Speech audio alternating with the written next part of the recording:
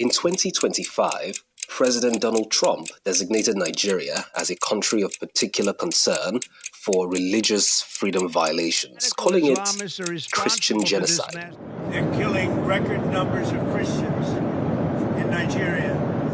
Now, he warned that American forces could go in guns blazing if the violence did not stop. Now, the move was welcomed by organizations like Open Doors, which ranks Nigeria as the 6th most dangerous country for Christians, and International Christian Concern, which has long used the term genocide. But Nigerian government officials rejected the designation as interference. Now, some academic researchers say that the situation is more complex than the word genocide allows. But here's the total picture. So what does the data actually tell us? Here are the numbers, every one of them, not just the parts that support one narrative. The Council of Foreign Relations maintains the Nigeria Security Tracker, which is a public database documenting every reported security incident in Nigeria since 2011. As of 2024, the database records over 62,000 Nigerian deaths from armed conflicts. These deaths are distributed across several distinct conflict zones.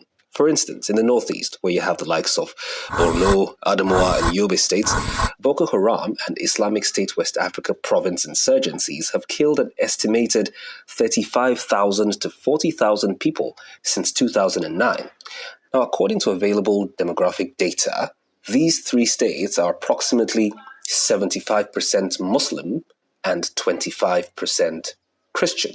Now, in the northwest, on the other hand, where you have the likes of Zamfara, Katsina, Sokoto, and Kaduna, armed bandit groups have killed over 8,000 people since 2018 in kidnapping and raiding operations. Now, these states are over 95% Muslim. In the Middle Belt also, where Plateau, Benue, Nasarawa, Taraba, and southern Kaduna are, at least 10,000 people have died since 2011 in conflicts involving farmers and herders, as well as communal clashes. Now, these states have mixed populations of Christians and Muslims. Now, while both Christians and Muslims have suffered, the violence against Christian communities, particularly in the Middle Belt, has become one of the most persistent and devastating patterns in Nigeria's recent history. Now let's talk about attacks on places of worship. The Council of Foreign Relations database allows filtering by target type. Between 2011 and 2014, the database recorded multiple verified attacks on both, showing that places of worship across faiths have come under fire. Notable church attacks include the St. Francis Catholic Church in Owo, Ondo State in June 2022, where 41 people were killed, multiple attacks on churches in Kaduna State, and attacks in Borno and Yobe states. Notable mosque attacks include the Kano Central Mosque bombing in 2014 that killed over 100 worshippers, the Mubi Mosque massacre in Adamawa in 2017, and numerous mosque bombings in Borno State. Now, in both cases, the perpetrators in documented incidents have been linked to Boko Haram, Islamic State West Africa province, and associated militant groups. At least several dozen Catholic priests have also been killed or abducted in recent years, mostly in the Middle Belt and Northwest, often during church services or while traveling between parishes. Now let's segue to the herder-farmer violence. Middle Belt violence requires specific explanation.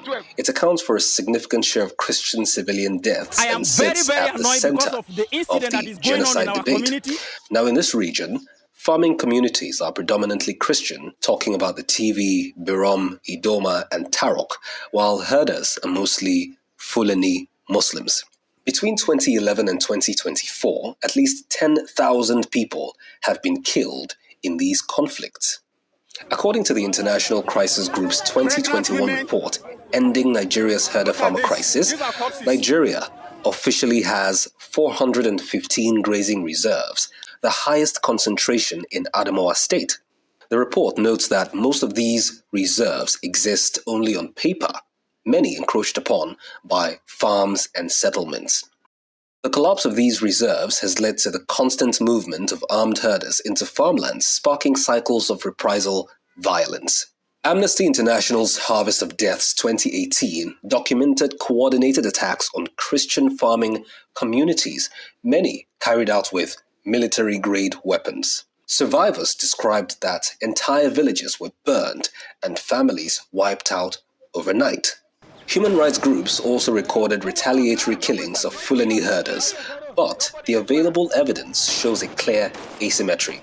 Farming villages have suffered large-scale assaults both in frequency and casualties. Researchers agree on the drivers: land loss, cattle raids, ethnic tension, and political failure, but religion remains a visible fault line. In many attacks, identity determines who lives and who dies. Now let's talk about the Northeast insurgency. In the Northeast insurgency zone, the pattern is different. Boko Haram and Islamic State West Africa Province are explicitly jihadist groups. They have targeted Christians specifically, attacking churches and killing Christian civilians. Multiple research organizations note that in the Northeast insurgency, both Christians and Muslims are being killed by Boko Haram and its splinter groups. Now, while Christians are specifically targeted for their faith, many Muslim civilians, including imams, traditional leaders, and villagers who refused to join the militants, have also been victims. Both Christians and Muslims are dying in this insurgency. Christians are targeted for being Christian. Muslims, on the other hand, are targeted for being the wrong kind of Muslim. Now let's go on to what the evidence shows. So what does this data tell us? First, Christians are being killed in Nigeria. That's a given. This is documented and undeniable. 2,100 Christians died in church attacks. Thousands more died in Middle Belt violence and Northeast insurgency. Second, Muslims are also being killed in large numbers. 1,400 Muslims died in mosque attacks. Tens of thousands of Muslims have also died in the Northeast and Northwest. Third, in the Middle Belt, Christians and Muslims have both been killed, but the scale of attacks on Christian farming communities is higher and more organized. The conflicts combine religion, ethnicity, land, and cattle. Yet, in many recorded cases, faith still defines who is targeted. Research shows that all these factors are present, but the civilian cost has fallen most heavily on Christian population. Fourth, in the Northeast, both Christians and Muslims are being killed by the same insurgent groups. And fifth, the Nigerian government has failed to protect its citizens regardless of their religion. Question: is religious violence happening? Yes. The church attacks and some Middle Belt violence clearly involve religious targeting.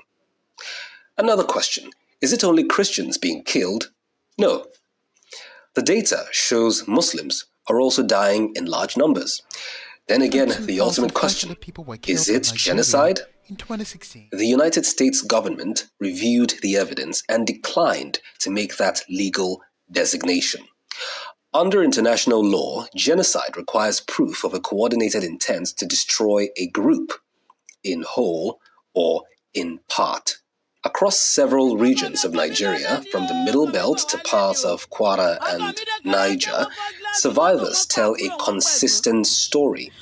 Soldiers or security agents arrived before the attack, disarmed local vigilantes, and then withdrew, leaving villages exposed. Human rights reports have also documented cases where security forces received advance warnings but failed to respond.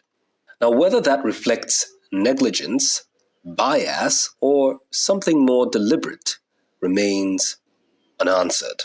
The question of genocide, however, is therefore not only about numbers, it is also about intent and the silence of those meant to protect.